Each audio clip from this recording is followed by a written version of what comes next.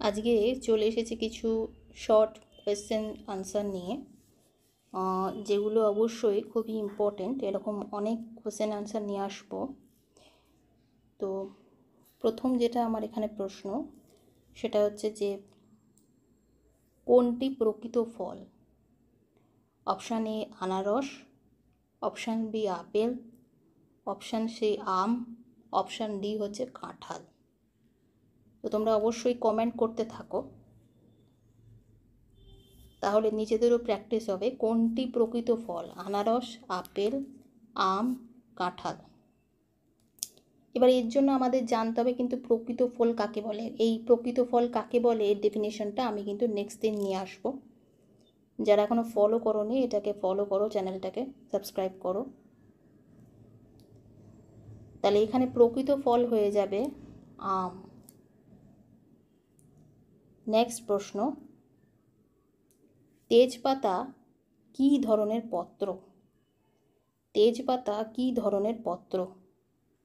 অপসারী, পক্ষল, বহুশিরাল, একশিরাল। তেজপাতা কী ধরনের পত্র? অপসারী, পক্ষল, বহুশিরাল, একশিরাল। তো এখানে উত্তর হয়ে যাবে বহুশিরাল।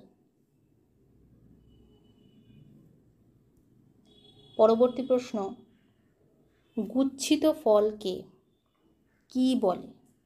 গুচ্ছিত ফলকে, এটা হবে গুচ্ছিত, বানানটা হবে গয় হস্যু চয় ছয় হস্যই, ঠিক আছে? গুচ্ছিত। গুচ্ছিত ফলকে কি বলে? Option A etaerio, option B nut, option C অ্যাটিন, অপশান ডি ক্যারিওপসিস। গুচ্ছিত ফলকে কি বলে?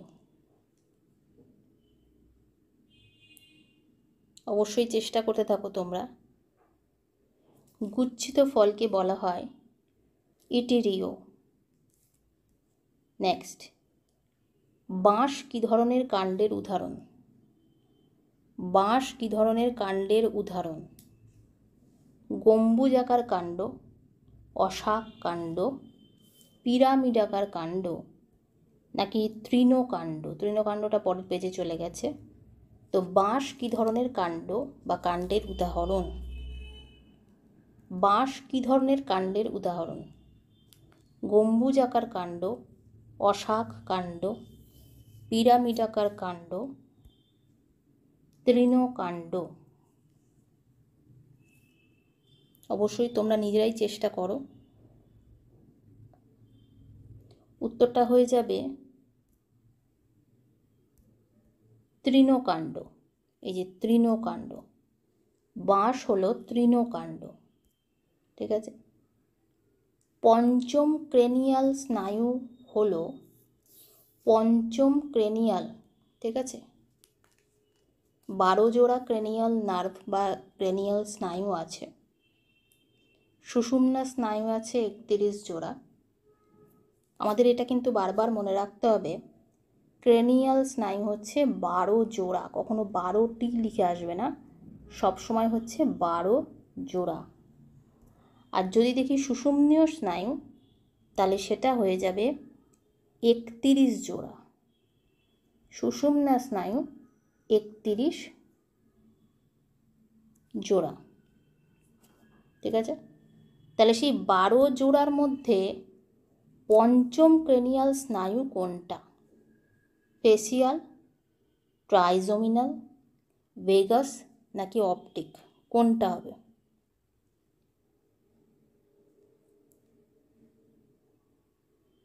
অবশ্যই তোমরা উত্তরের জন্য চেষ্টা করো। পঞ্চম ক্রেনিয়াল স্নায়ু হলো কোনটি? Facial, trigeminal, vagus, optic.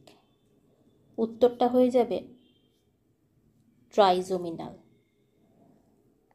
Next, pepsinogen পাকস্থলীর কোন অংশ থেকে ক্ষরিত হয়?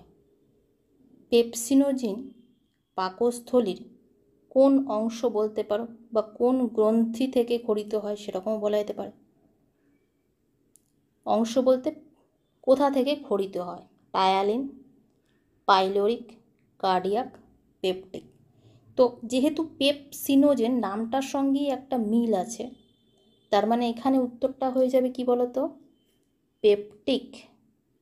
এইভাবে মনে রাখতে হবে। তাহলে পেপসিনোজেন পাকস্থলীর কোন অংশ থেকে খরিত হয়, উত্তর হয়ে যাবে পেপটিক। 6 মাস বয়সের পূর্বে শিশুদের অগ্নাশয় রসে কি থাকে না? 6 মাস বয়সের পূর্বে শিশুদের অগ্নাশয় রসে কি থাকে না?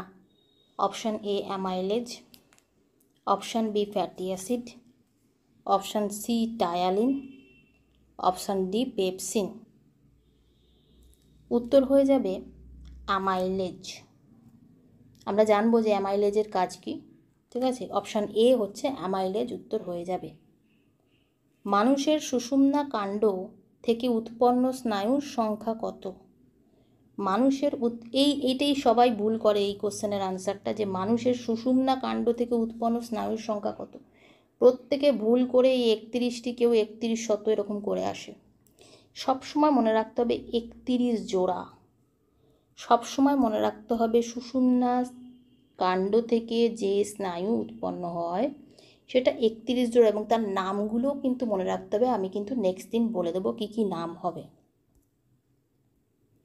নেক্সট প্রশ্ন, অগ্নাশয়ের আলফা কোষ থেকে খরিত হরমোন কোনটি? অর্থাৎ আমরা বলেছিলাম প্যানক্রিয়াসের যে আইলেটস অফ ল্যাঙ্গারহ্যান্সের আলফা কোষ থেকে এক ধরনের হরমোন খরিত হয়। দিস ইজ আলফা কোষ। এই যে আলফা কোষ থেকে এক ধরনের হরমোন খরিত হয়, ঠিক আছে। আর বিটা কোষ থেকে এক ধরনের হরমোন খরিত হয়, বিটা কোষ। তাহলে আলফা কোষ থেকে বেরিয়ে আসবে গ্লুকাগন, বিটা কোষ থেকে বেরিয়ে আসবে ইনসুলিন। তাহলে আমাদের উত্তর হয়ে যাবে এখানে অগ্নাশয়ের আলফা কোষ থেকে নিঃসৃত হরমোন হলো গ্লুকাগন। হলো। জলশামুক কি পর্বভুক্ত প্রাণী? জলশামুক কি পর্বভুক্ত প্রাণী? আমরা জানি যে রাজ্য পর্ব যে ক্লাসিফিকেশন আমরা যখন করি তখন তাতে আমাদের এই শ্রেণীবিন্যাসে আমাদের এটা পড়তে হয়, রাজ্য পর্ব শ্রেণী বর্গ গোত্রগণ প্রজাতি। যারা উঁচু ক্লাসে পড়েছো হায়ার এডুকেশনে তারা যেন ক্লাসিফিকেশন কিভাবে করতে হয়, বা একটা কোনো একটা অ্যানিমেলের তার ফাইলাম কি হতে পারে, ক্লাস কি হতে পারে, সাবক্লাস কি হতে পারে, অর্ডার কি হতে পারে, আর জেনাস স্পিসিস এগুলো কি হতে পারে। অর্থাৎ রাজ্য পর্ব শ্রেণী বর্গ গোত্র গণ প্রজাতি, এটা মনে রাখতে হবে একদম ছন্দ করে, ঠিক আছে। তাহলে প্রথমে কি থাকছে আমি একটু বলে দিই। প্রথমে আসছে হচ্ছে রাজ্য, ঠিক আছে। প্রথমে আসছে রাজ্য, কিংডম, ঠিক আছে। তারপরে আসছে কে, তারপরে আসছে হচ্ছে পর্ব, আমরা ইংলিশে বলি ফাইলাম। তারপর কি আছে, রাজ্য পর্বর পর শ্রেণী মানে ক্লাস, শ্রেণী। তারপরে আছে বর্গ,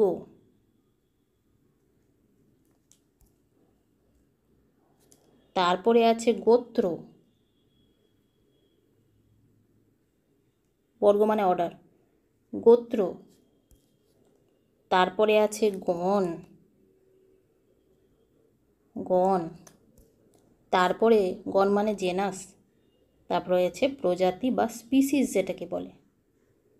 আমরা লিখি না যে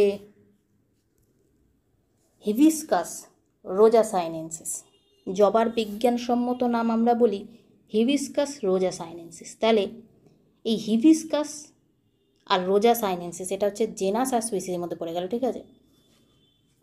যেমন প্যান্থেরা টাইগ্রিস আমরা যদি লিখি, ধরো প্যান্থেরা, ঠিক আছে, প্যান্থেরা এটা আমরা ছোটোবেলায় করে এসেছি। এখানে যেহেতু জায়গা নেই আমি পাশেরটায় লিখছি, বাট এখানে কিন্তু গ্যাপ করা যায় না, পাশাপাশি একটু গ্যাপ দিয়ে লিখতে হয়। টাইগ্রিস, ঠিক আছে, প্যান্থেরা টাইগ্রিস। ভালো করে লক্ষ্য করে দেখো, প্রথমেই যখনই আমি সায়েন্টিফিক নেম লিখব তখন সেপারেটেড আন্ডারলাইন করতে হয়, ঠিক আছে। নেক্সট, এই যে টাইগ্রিসটা আমি লিখলাম, ঠিক আছে, ধরো এই যে আমি টাইগ্রিসটা লিখেছি,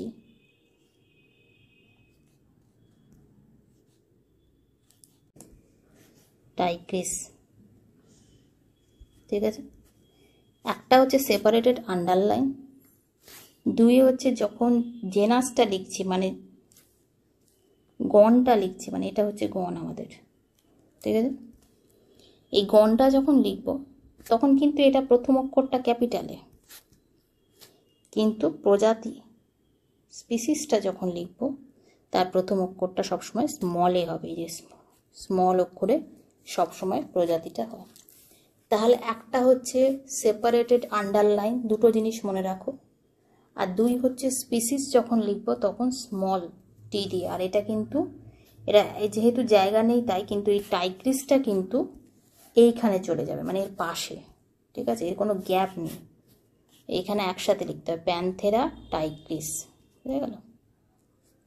এইভাবে এটা করতে হবে। তো এখানে আমাদের প্রশ্নটা তো ওটা নয়, প্রশ্নটা হচ্ছে যে জলশামুক কি পর্বভুক্ত, সেই পর্বটা এখানে কি লিখতে হবে। শামুক হবে হচ্ছে মোলাস্কা পর্ব। অনেকগুলো আছে, অনেক কিছু আছে, একাইনোডার্মাটা, অ্যানেলিডা। যেমন অ্যানেলিডার মধ্যে পড়বে কোনটা, কেঁচো, কেঁচো, ঠিক আছে, অঙ্গুরিমাল যেগুলোকে বলে, আংটির মতো দেহ খণ্ডক দেখতে পাওয়া যায়। যেমন আর্থ্রোপোডা, আর্থ্রোপোডা, আর্থ্রোপোডা, সন্ধিলোপাঙ্গ, চিংড়ি, যেমন জোড়ায় জোড়ায় সব কিছু, যেমন প্রজাপতি, যেমন আরশোলা, আর্থ্রোপোডা। একাইনোডার্মাটা, একাইনোডার্মাটা কি, তারা মাছ, স্টারফিশ, স্টারফিশ দেখবে একাইনোডার্মাটা পর্বের প্রাণী। এদের বৈশিষ্ট্যগুলো আলাদা করে বলে দেব। তাহলে জলশামুক কী হবে, অবশ্যই মোলাস্কা পর্বের প্রাণী। মাংসল পদ, মোলাস্কা পর্বে মাংসল পদ আমরা দেখতে পাই বর্তমান। শামুক, ঝিনুক, এরা তো তাই। শামুকের ক্ষেত্রে মেনলি তুমি লক্ষ্য করবে এটা, ঠিক আছে। আজকে এই পর্যন্তই, নেক্সট দিন আবার আমি শর্ট কোয়েশ্চেন নিয়ে আলোচনা করব।